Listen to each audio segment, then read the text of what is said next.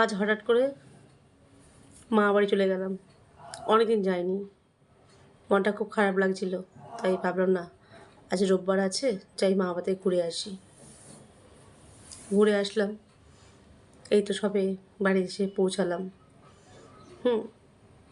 Video করে দেখাতে পারিনি। আমারও অস্বস্তি লেগে যায়, মানে যেখানে যাব সেখানে ভিডিও করব, খাবো দাবো ভিডিও করব, একটা অস্বস্তি লেগে যায়, তাই ভিডিও করে দেখাতে পারলাম না। তারপরে এসে মুখটা ধুতে গেছি। আপনাদেরকে জানিয়েছি বন্ধুরা যে এই বুধবার থেকে আমাদের বিয়ে বাড়ি চালু হচ্ছে। বুধবারে বিয়েতে যাব, মঙ্গলবার থেকে যেতে হবে। দেখুন কি বেরিয়েছে গাল থেকে, এত বড় একটা ফোলা মতো বেরিয়েছে, কি ব্যথা। এবার আমি এইটা নিয়ে কি করে যাই এত ব্যথার মধ্যে? মনটা খুব খারাপ হয়ে গেল যে এত আনন্দ করছি, তার মধ্যে একটা এরকম, বলতে গেলে বিপদ, আমার পক্ষে বিপদ। আপনারা হাসতেন তো, হাসবেন না, যা ব্যথা না কি বলবো, পুরো লাল হয়ে পুরো গোটাটা একদম লাল হয়ে ব্যথার মতো একদম ফুলে রয়েছে। এবার আমি এখানে কিছু হাতও দিতে পারছি না, কোনো মেকআপ যে লাগাবো তাও পারবো না।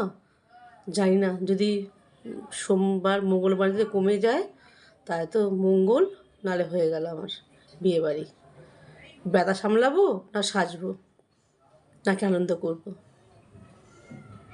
কী করবো আমি নিজেই বুঝতে পারছি না। হট করে এরকম হয়ে গেল, একদম কিছু ছিলই না। তাই ভাবলাম বন্ধুর কাছে শেয়ার করি, যদি কেউ জানেন যে কী করে তাড়াতাড়ি করে কমে যাবে, আমাকে একটুখানি এসএমএস করে জানাবেন না। এই গোটাটা পুরো লাল হয়ে গিয়ে পুরো ব্যথা, প্রচণ্ড ব্যথা। আমাকে অবশ্যই জানাবেন না যে কীভাবে এটা তাড়াতাড়ি করে কমবে। নাহলে পরে হট করে গালে যদি হাতও দিয়ে দেয় কেউ, এত ব্যথা। মানে কি বলবো আর।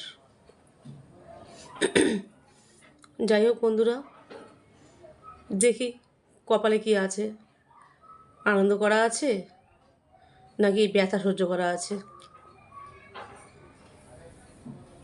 দেখা যাক।